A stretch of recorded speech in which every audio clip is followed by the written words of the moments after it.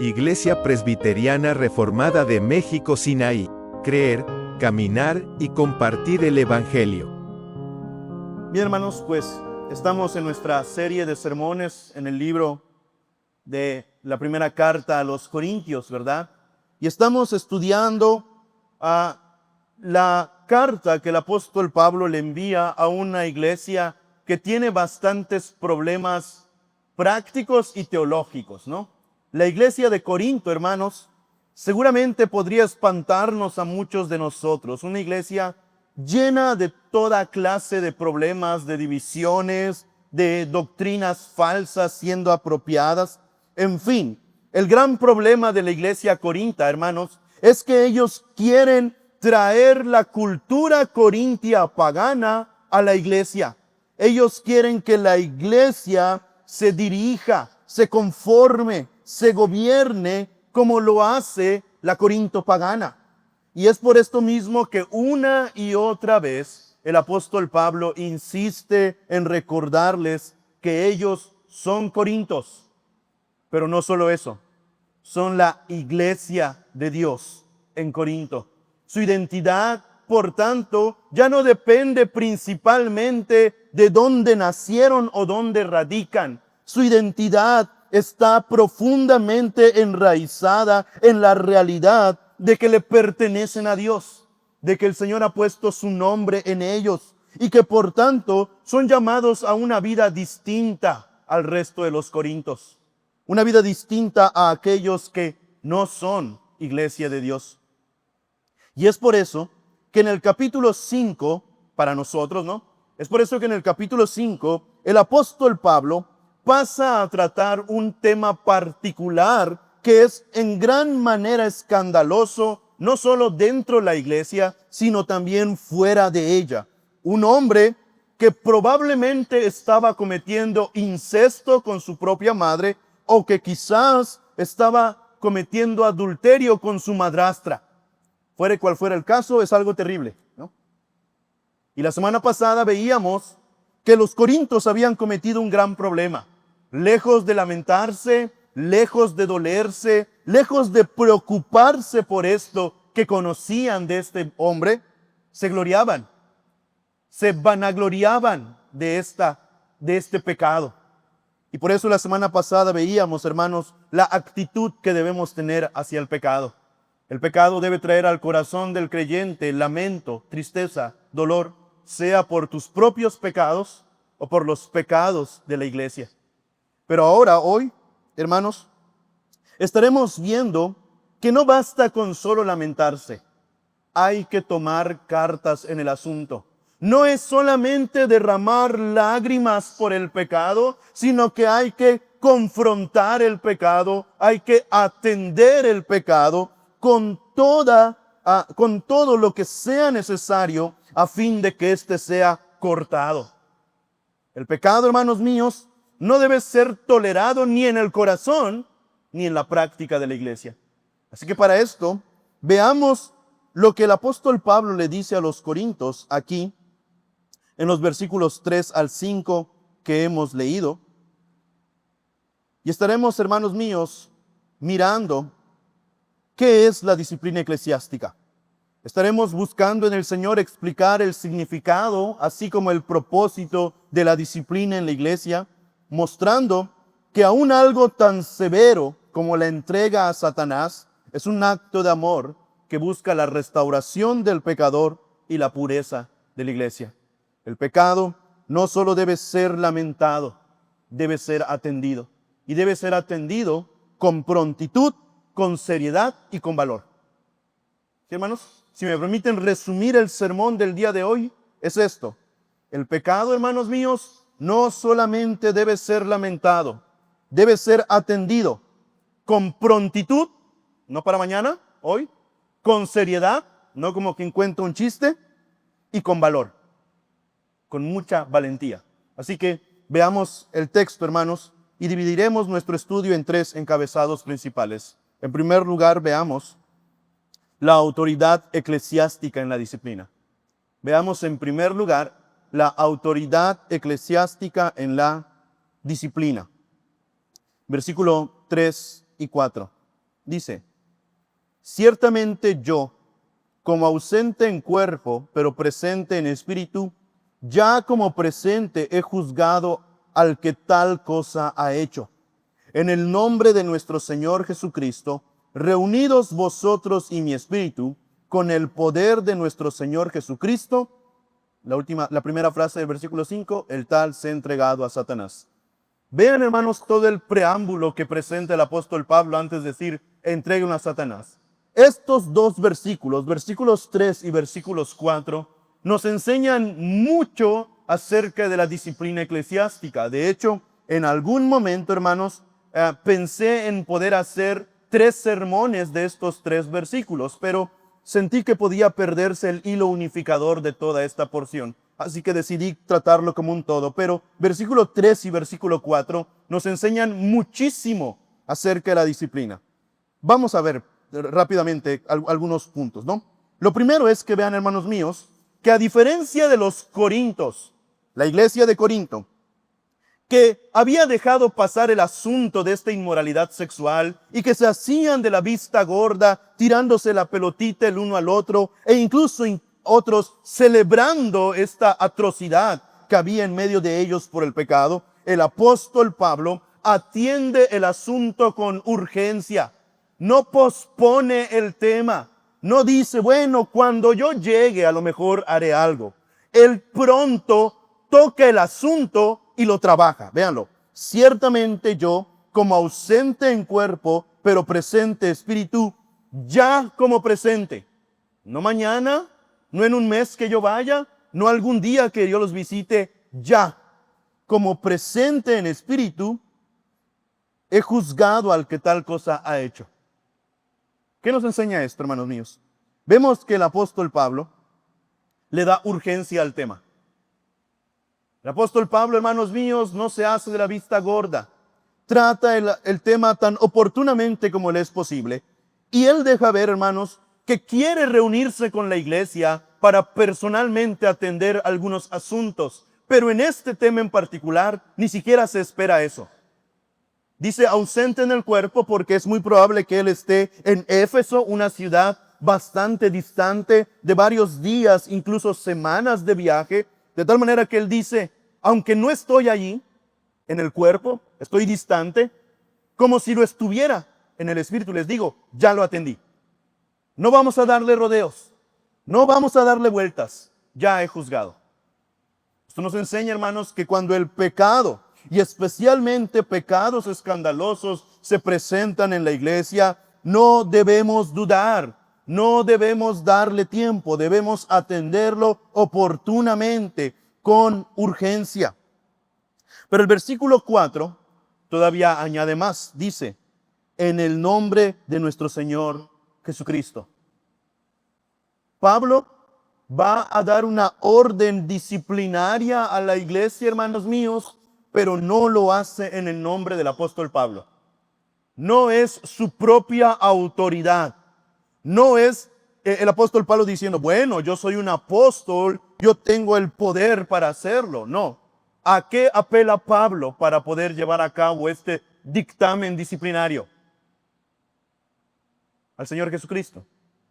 Es decir, Pablo reconoce, yo solo estoy actuando como un embajador. Yo únicamente estoy hablando en nombre de otro. En última instancia, quien está ejerciendo esta disciplina es el mismo Señor Jesucristo. Y esto es una realidad, hermanos. La iglesia, escuchen bien esto, la iglesia por sí misma, los ancianos por sí mismos, los pastores por sí mismos no poseen autoridad alguna. ¿Sí? Toda autoridad que reposa en la iglesia es derivada, es conferida, es autoridad de Cristo. A la iglesia, hermanos, se le da el administrar, pero no el poseer. La posesión de la autoridad está en Cristo. La iglesia únicamente administra en el nombre del Señor dicha autoridad. Por lo tanto, el deber de la iglesia, hermanos míos, de los pastores, de los ancianos, y de la iglesia misma no es el demostrar que tienen autoridad. No. No, jamás.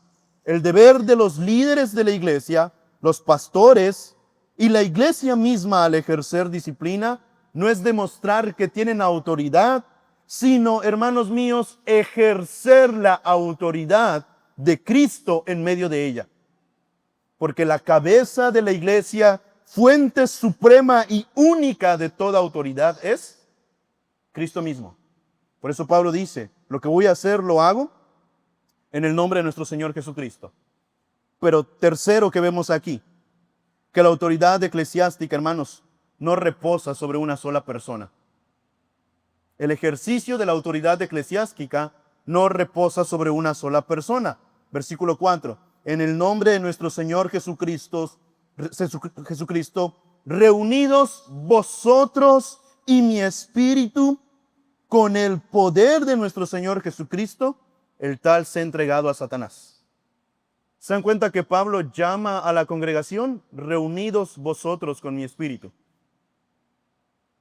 Algunos comentaristas dicen que no debemos entender esto como que Pablo está llamando ciertamente una reunión congregacional para que todos juntos debatan cómo ocurrirá la disciplina. No, él pues será quien dicte la disciplina, pero lo que está diciendo esto de reunidos vosotros con mi espíritu es la idea de ustedes como iglesia participan en la aplicación de la disciplina, son conocedores de ella y ustedes así participarán en reconocer que tal hermano está disciplinado, así como en todo aquello que convenga a la disciplina del mismo.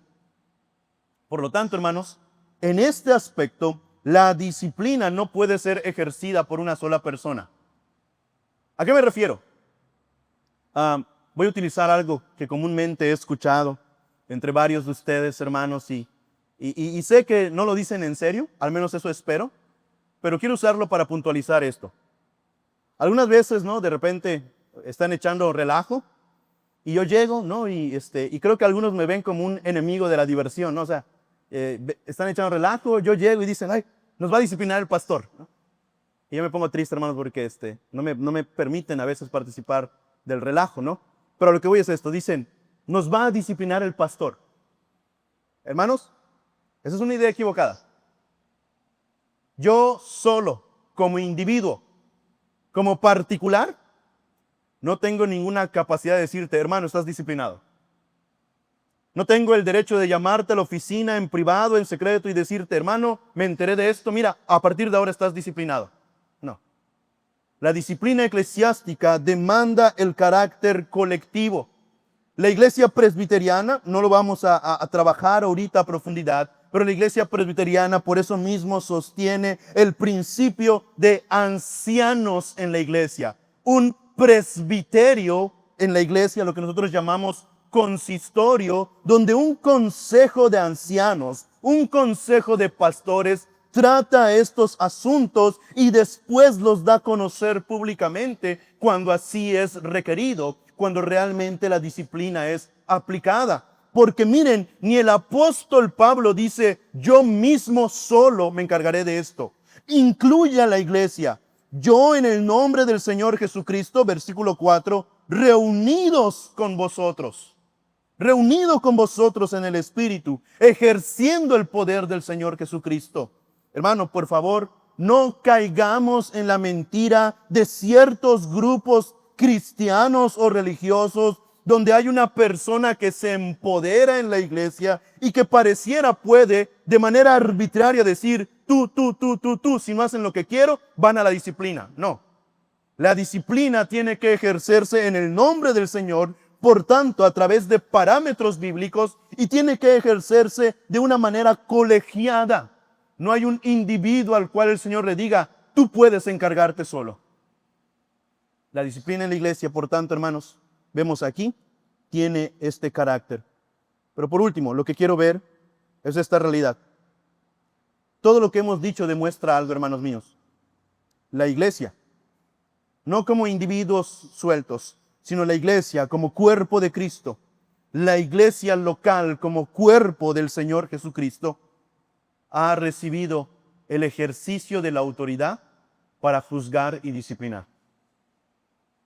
Es decir, hermanos míos, en el contexto eclesiástico, la iglesia tiene poder, no en sí misma, sino de Cristo, tiene poder para atar y desatar en disciplina. Vayan conmigo a Mateo capítulo 16.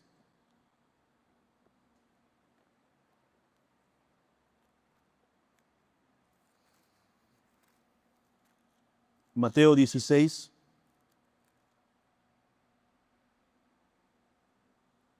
Versículo 17 al 19. Mateo 16, 17 al 19 dice: Entonces le respondió Jesús: Bienaventurado eres Simón, hijo de Jonás, porque no te lo reveló carne ni sangre, sino mi Padre que está en los cielos. Y yo también te digo que tú eres Pedro, y sobre esta roca edificaré mi iglesia, y las puertas del Hades no prevalecerán contra ella. Y a ti te daré las llaves del reino de los cielos, y todo lo que atares en la tierra será atado en los cielos, y todo lo que desatares en la tierra será desatado en los cielos. ¿De qué habla este texto? Bueno, es en el contexto de la confesión de Pedro acerca de Cristo, y el Señor Jesucristo, después de recordar que Él mismo ha de edificar su iglesia, a través de la representación de Pedro a la iglesia, le entrega las llaves, ¿no? Y le dice: lo que ates en la tierra será atado en los cielos, y lo que desates en la tierra será desatado en los cielos. Y lastimosamente, interpretando mal este texto, algunos han pensado que esto se trata como de bendiciones, ¿no? Desato la lluvia de bendición sobre mi vida, ¿no? O atar es sobre demonios, ¿no? Ato el espíritu de gordura para que huya de mí, ¿no? Entonces, no va por ahí el asunto. Atar en la tierra para que se ate en el cielo y desatar en la tierra para que se desate en el cielo, no tiene que ver con bendiciones para mi vida y demonios para que huyan. Tiene que ver con la autoridad de la iglesia. Tiene que ver con la disciplina eclesiástica. La iglesia, hermanos, ha recibido en el nombre del Señor Jesucristo la capacidad de juzgar y disciplinar a sus miembros. La iglesia, hermanos míos, por tanto, en el nombre del Señor Jesucristo, posee autoridad para ejecutar juicios, verdaderos juicios. Y de hecho me atrevo a decir yo, hermanos, juicios más trascendentes que los de otras autoridades. Porque en la disciplina eclesiástica, lo que se ata en la tierra tiene repercusiones en los cielos. Y viceversa, lo que se desata en la tierra, se desata también en los cielos. No es meramente un carácter terrenal, sino también tiene un carácter celestial. Entonces, aprendemos en primer lugar en todo esto, hermanos míos, que la iglesia, en el nombre del Señor, posee autoridad para juzgar y disciplinar a sus miembros. Eso es lo que el apóstol Pablo llama a la iglesia. Ahora, en segundo lugar, hermanos, habiendo mostrado la realidad de que la iglesia puede ejercer disciplina en el nombre del Señor, veamos la gravedad de esta disciplina. Versículo 5. El tal sea entregado, ¿a quién? A Satanás. El tal sea entregado a Satanás. El texto bíblico así entonces ahora, hermanos, nos enseña cuál es, vamos a usar este término, el grado de disciplina que el apóstol Pablo utiliza para este grupo, para este hombre en particular. ¿Qué quiere decir entregar a Satanás? Bueno, no entraremos ahora en todos los debates. Valga decir, hermanos, que de manera simple y llana, entregar a Satanás en este contexto implica la total excomunión de la iglesia. Propiamente dicho, la total expulsión de la iglesia y el ser distanciado de la comunión de los hermanos. Así, por tanto, entendemos, hermanos, que así como la iglesia tiene autoridad de parte del Señor para recibir miembros, por ejemplo, hermanos, spoiler, en la tarde estaremos recepcionando a algunos hermanos Así como la iglesia tiene autoridad para recibir miembros, así también la iglesia tiene autoridad para expulsarlos. Y cuando una persona es expulsada de la iglesia, debe ser entendido como un entregarlo a Satanás. Es una exclusión severa. ¿Y por qué a la excomunión aquí se le llama ser entregado a Satanás? Bueno, porque como podemos mirar en 1 de Juan capítulo 5 versículo 19, la iglesia es el ámbito de la protección espiritual de Dios. La iglesia es la comunión de aquellos que habitan bajo la sombra del Altísimo. La iglesia, vamos a decirlo así, hermanos, es el lugar del especial cuidado del Señor. No por nada a su pueblo el Señor dice que lo ha de cuidar como a la niña de sus ojos, ¿verdad? Es decir, hay un particular cuidado de Dios por su pueblo. Entonces, el ser excluido de la comunión de la iglesia es estar fuera de este cuidado. Es estar fuera de los límites del amparo del Señor. Es ser dejado, hermanos míos, al poder del mundo, el cual es el territorio del enemigo de Dios.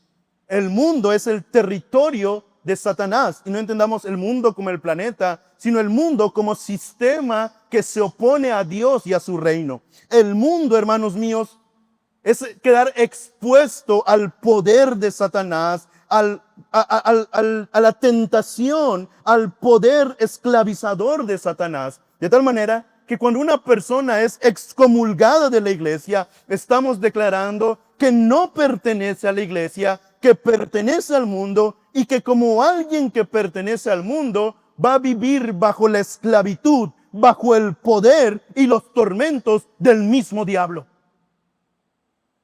Así que, hermanos, el ser expulsado de la iglesia no es solamente, ay, ya no me quieren aquí. Debe ser entendido como un propiamente ser entregado a Satanás. Es una cosa terrible. Sin embargo, valga la pena decir, hermanos, que no es una condena final. Esto lo veremos a continuación. Pero mi punto aquí es este. La excomunión, que Pablo aquí no tiene ninguna duda en aplicar, la excomunión es la medida más fuerte dentro de la disciplina eclesiástica. Implica, hermanos míos, ser privado de toda comunión cristiana. No solamente ser privado de la cena del Señor, ser privado de toda comunión cristiana. A tales personas se nos invita a no recibirlas ni en el cuerpo cuando está congregado para adorar, ni siquiera en las propias casas. Véanlo. Vamos ahí mismo en 1 Corintios capítulo 5, versículo 9. Estaremos predicándolo dentro de unas semanas, pero quisiera que lo veamos, para que vean la gravedad de esto. Capítulo 5, versículo 9 dice: os he escrito por carta que no os juntéis con fornicarios. No absolutamente con los fornicarios de este mundo, o con los ávaros, o con ladrones, o con idólatras, pues en tal caso sería necesario salir del mundo. Más bien, os escribí que no os juntéis con ninguno que llamándose hermano fuere fornicario, o ávaro, o idólatra, o maldiciente, o borracho, o ladrón, con el tal que dice, ni aun comáis. ¿Notan? La idea es esta: aquel que ha sido expulsado de la iglesia, con ese que decía ser hermano, pero que ha demostrado no serlo, ¿qué actitud debes tener? No, ni siquiera te puedo invitar a mi casa a comer. De hecho, el apóstol Juan en sus cartas también trata este asunto cuando dice que a tales ni siquiera les digas bienvenido eres porque te haces partícipe de su pecado. Es una completa, una total expulsión de la comunión cristiana, de la comunión cúltica, de la comunión sacramental, pero aún de la comunión habitual. Ni aún lo inviten a comer. Déjenlo, vamos a usar esta frase, déjenlo a su suerte, que lidie él solo con Satanás. ¿Notan, hermanos, lo terrible que puede llegar a ser la disciplina eclesiástica? La iglesia tiene que estar siempre al pendiente.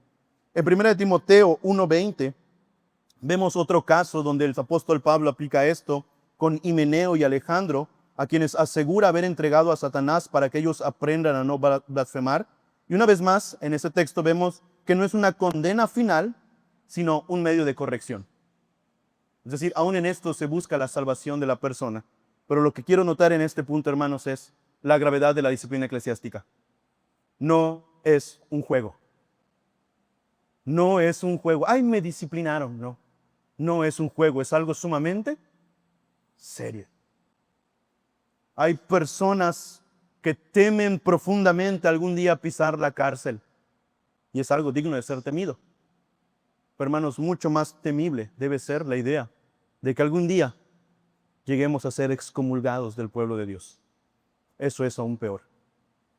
Entonces hemos visto en primer lugar la autoridad eclesiástica en la disciplina.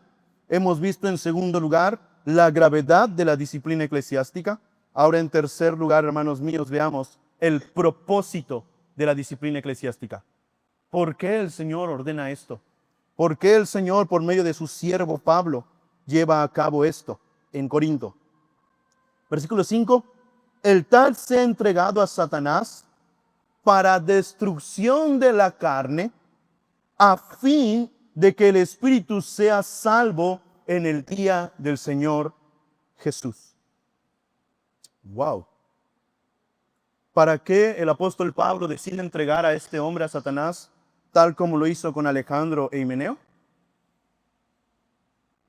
Son dos caras de una misma moneda. Por un lado, para destrucción de la carne. ¿Qué quiere decir aquí destrucción de la carne, hermanos? Bueno, algunos sostienen que es la idea de para destrucción del pecado en esta persona. Pero como bien comenta Kistemaker en su comentario, con el cual yo estoy muy de acuerdo, aunque muy loable esta interpretación, no parece ser la más certera. Porque, hermanos, ¿Satanás buscará la destrucción del pecado en una persona? ¿Será que entregar a alguien a Satanás hará que Satanás tome a esta persona y diga, mira, vamos a trabajar en destruir tu pecado? ¿Será que debemos entender así este texto? Por supuesto que no. De tal manera, hermanos, que pues yo junto con este autor, Kistemaker, considero que la segunda interpretación que él propone es la adecuada. Destrucción de la carne quiere decir justamente aflicciones corpóreas. El cuerpo se va desgastando de manera violenta. Las enfermedades se hacen presentes de manera catastrófica para recordarle una y otra vez a esta persona que necesita volverse a Dios. Y hermanos, lo he visto y lo sostengo. Una persona que ha caído en pecado, que ha sido disciplinada y que lejos de venir al arrepentimiento persiste en su pecado, una y otra vez encuentra que no solamente tiene pesar en su alma, sino que tiene aflicciones en su propio cuerpo. Es de lo que habla el rey David en el Salmo 51 y en el Salmo 32, cuando dice que mientras cayó su pecado, mientras rehusó a venir al arrepentimiento, no solamente su alma se vio agraviada, sino que su propio cuerpo, sus huesos se sentían resquebrajar, su verdor, es decir, la potencia de su vida se volvió en sequedad, como si su vitalidad se fuera apagando violentamente. Es decir, entiendo yo aquí, hermanos míos, que una persona que es entregada a Satanás para destrucción de la carne, es una persona a la cual el Señor, por decirlo de alguna manera, le abre las puertas a Satanás para que lo golpee de tantas maneras dolorosas que esta persona pueda decir, necesito de Dios. Necesito urgentemente de Dios. El Señor, que es quien tiene domado a Satanás, porque Satanás no es un agente libre, cuando entrega a una persona a Satanás, le quita esta restricción a Satanás de no toques su cuerpo. Y entonces este es afligido de una y muchas maneras, como llamados de atención constante de lo que ocurre en tu cuerpo es un reflejo de la condición de tu alma. Arrepiéntete pronto. Es por eso, hermanos míos, Cuando una persona cae en disciplina y no viene pronto en arrepentimiento, no dudemos que empezará pronto a experimentar un sinfín de dolores, aún en su mismo cuerpo. Esto lo vemos aún en 1 Corintios 11. Sé que ya hemos leído en otros sermones este pasaje, pero yo insisto, hermanos, en leerlo porque me parece que el apóstol Pablo está puntualizando algo a los corintios. 1 Corintios 11, versículos 29 y 30.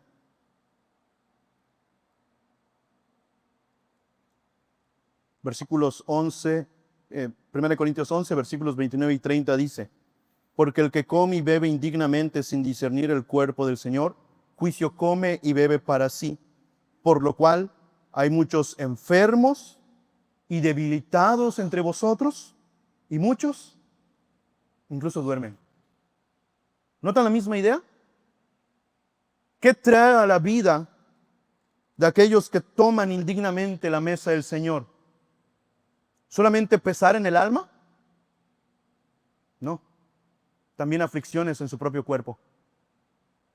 Noten, hermanos, cuando una persona anda en pecado, no solamente su alma se va agraviada, su mismo cuerpo lo expresa.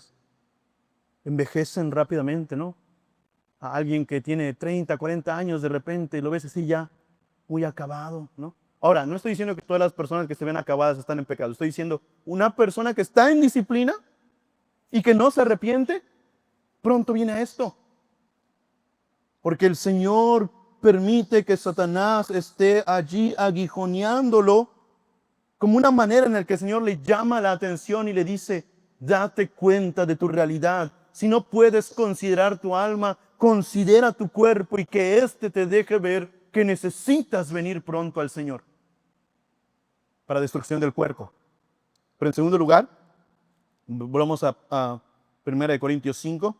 ¿Para qué? Para destrucción de la carne, pero con un fin mayor. A fin de que el espíritu sea salvo en el día del Señor Jesús. Es decir, que venga el arrepentimiento.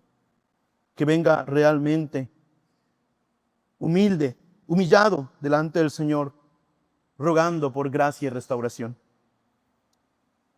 Hermanos míos, de tal manera que vemos aún en esto la gracia del Señor. Aún el grado más terrible de disciplina, la expulsión, está envuelta en la gracia de Dios. Porque Él quiere que todos los pecadores se arrepientan y vengan a la salvación. Y por eso aún así, a través de estos dolores, a través de estas infamias, el Señor llama a este hombre a la restauración. Por lo tanto, al traerlo a esto, el Señor, hermanos míos, y la iglesia, quien ejerce la disciplina en el nombre del Señor, no procura el mal del hermano, sino que procura realmente su bien. Porque no solamente procura que esté bien aquí en la tierra, sino procura su salud eterna, procura su salvación eterna. Quizás su cuerpo puede ser dañado en esta vida, pero se busca que su alma sea salva en el día postrero. De tal manera, hermanos, que aprendamos bien esto. El Señor utiliza aún graves disciplinas para llamar a los suyos al arrepentimiento. Él busca la salvación de su pueblo, no su destrucción. Pero también aprendamos esto, hermanos. Iglesia, cuando tú y yo rehusamos a hacer lo que tenemos que hacer, cuando sabemos que algún hermano entre nosotros está pecando y nos hacemos de la vista gorda y fingimos que no hay nada que hacer y simplemente pasamos por alto esta realidad, no estamos amando realmente al hermano. No queriendo incomodarlo aquí en la tierra, estamos dejándole camino abierto a la condenación eterna.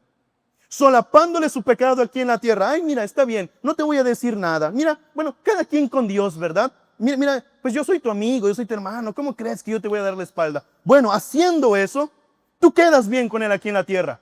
Pero ¿sabes qué? Lo preparas para la condenación. Lo permites andar en ese camino pavimentado que no tiene estorbo que conduce a la destrucción eterna. ¿Eso es realmente amar a alguien? Dejarle caminar sin estorbo al infierno, ¿eso es amar a alguien? No. Esto que vemos aquí es amor verdadero. El estorbar el pecado. El hacerle ver a la persona la gravedad de su pecado, aún a través del rechazo. Y hermanos míos, esto sí puede ser utilizado por Dios para traer a una persona al arrepentimiento, para que en el día de la visitación postrera su alma no sea condenada en el infierno. Así que, hermanos, hemos visto tres cosas. En primer lugar, que la iglesia tiene autoridad para ejercer disciplina. En segundo lugar, que la disciplina eclesiástica puede ser profundamente grave, ser entregado a Satanás. Pero en tercer lugar hemos visto el propósito de la disciplina, buscar la restauración del pecador. Permítanme terminar con algunas aplicaciones finales. En primer lugar, hermano, quisiera aplicar este sermón llamándote a considerar por encima de todas las cosas como valioso e importante la gloria de Cristo. Te llamo a valorar por encima de todas las cosas como más importante la gloria de Cristo. ¿Por qué digo esto, hermanos míos? Porque en la medida que valoremos la gloria de Cristo, también seremos motivados a no solapar el pecado de nuestros hermanos. Cuando tú estás dispuesto a solapar el pecado de tu hermano, estás diciendo, prefiero estar bien contigo que agradar al Señor. Cuando nosotros, hermanos míos, tomamos en poco la gloria de Cristo, estaremos también pronto dispuestos a hacernos de la vista gorda con respecto al pecado de otros o de nuestra propia vida incluso. Mientras más valoremos la gloria del Señor, mientras más consideremos su santidad, su majestad, su incalculable gloria, hermanos míos, más veremos cuán terrible es el pecado y más prontos estaremos para tomarlo con urgencia, con seriedad y con valor. Por lo tanto, hermano, ¿sabes tú de algún hermano que está pecando y que no se ha arrepentido? Valora la gloria de Cristo.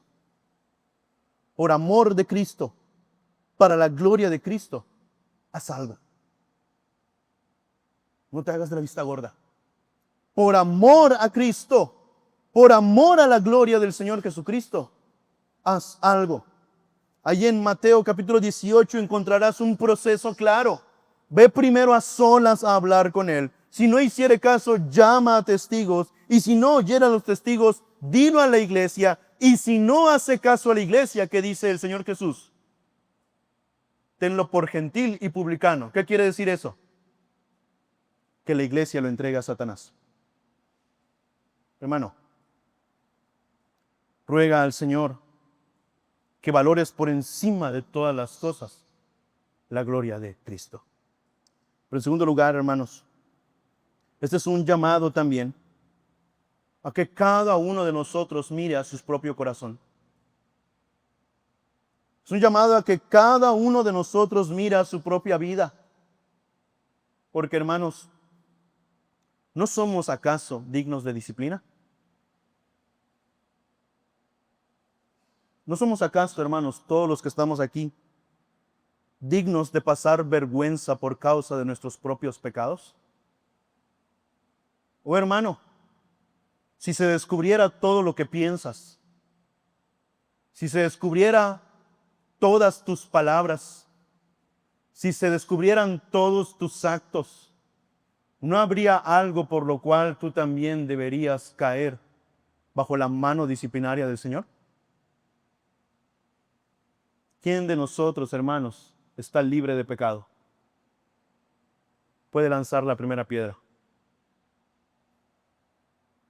Este es un llamado, hermanos, a que demos gracias al Señor por Jesucristo. Oh, hermano, dignos somos de la más terrible de las disciplinas. O aún más, dignos somos del mismísimo infierno. Oh, hermanos, escuchen bien esto. Si no fuera porque sabemos escondernos, ¿quién de nosotros no terminaría en disciplina? Si no fuera porque sabemos disimular, si no fuera porque ya somos mañosos, ¿no? Yo digo, ¿cuál es la diferencia entre un niño y un adulto?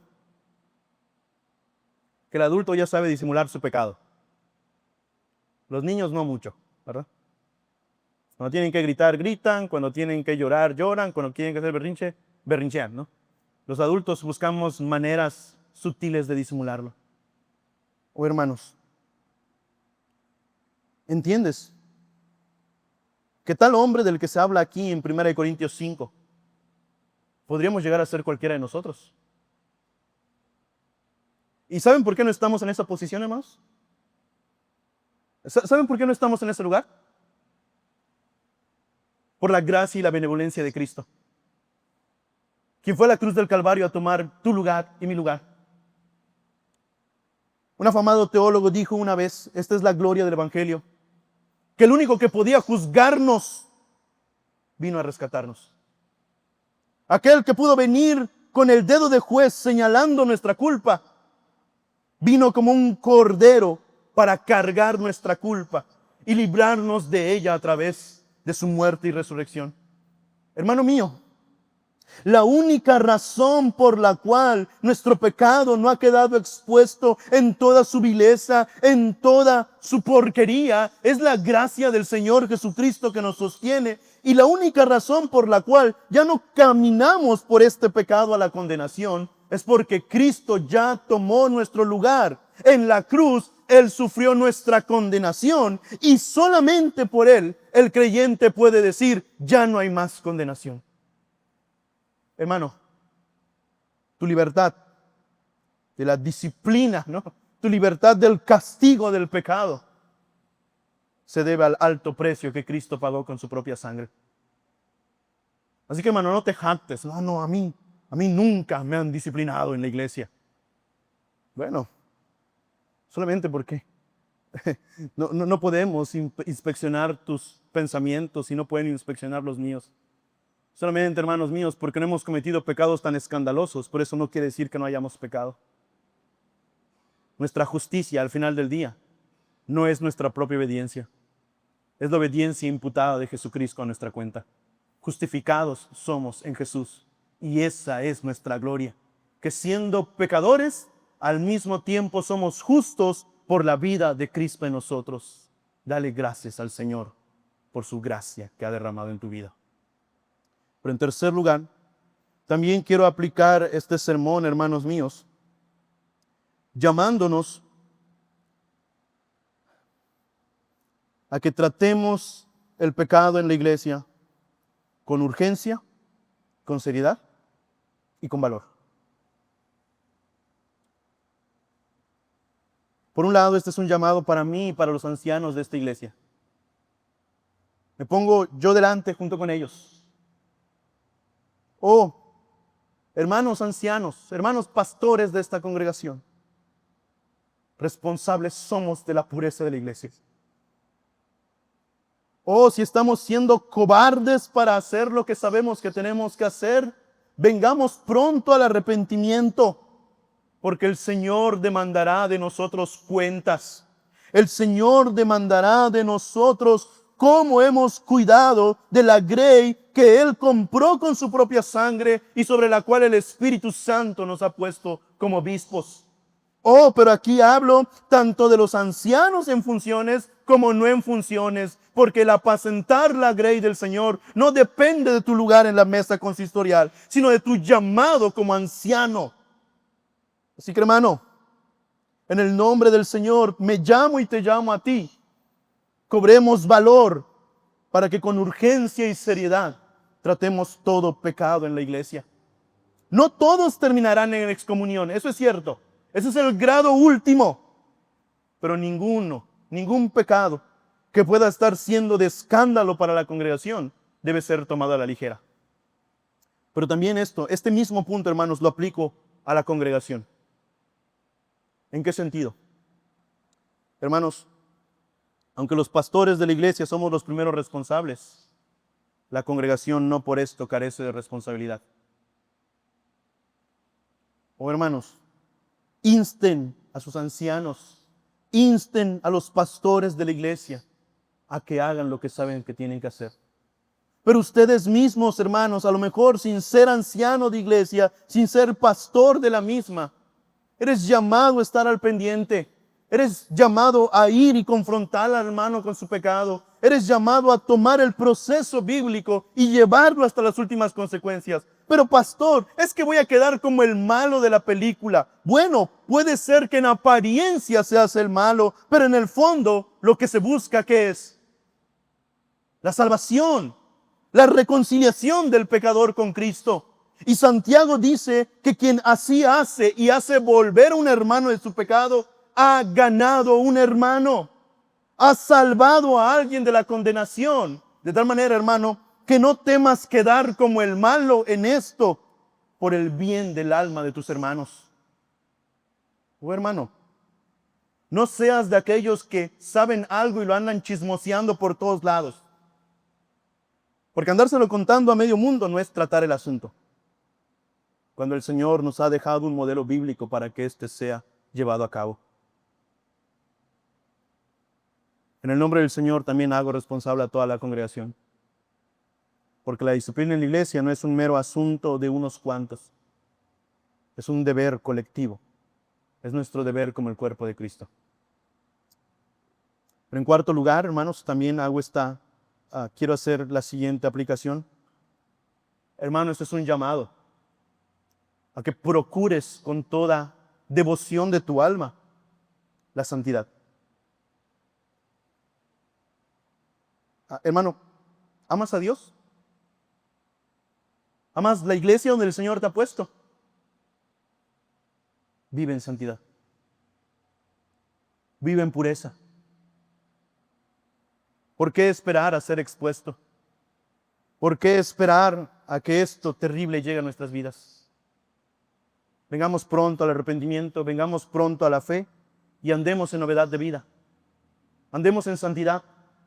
Procuremos dar el fruto del Espíritu, porque bien dice el apóstol Pablo allí en Gálatas 5:24, contra tales cosas no hay ley. Quien anda en santidad no tiene por qué preocuparse de ser disciplinado. Quien anda en pureza, hermanos míos, cada vez tiene menos cargas de pensar, me pueden encontrar en esto o en lo otro. Vivamos en santidad, amemos la santidad, roguemos al Señor que nuestras vidas cada vez se conformen más y más a la imagen de Cristo. Y no tendremos por qué temer de todo esto. Así que, hermanos, lo que hemos visto hoy nos muestra que la iglesia tiene poder para ejercer disciplina en el nombre del Señor y que de hecho es llamada a hacerlo. Es llamada a ejercer la disciplina con urgencia, con seriedad, y es llamada a ejercerla a sí mismo, mis amados hermanos, de tal manera que cumpla el propósito que el Señor le ha dado, la restauración. Por lo tanto, hermanos, aquellos que creemos en Jesucristo como Rey y aquellos que hemos creído en Él como nuestro Salvador, no despreciemos la disciplina del Señor. Vamos a orar. Iglesia Presbiteriana Reformada de México, Sinaí. Creer, caminar y compartir el Evangelio.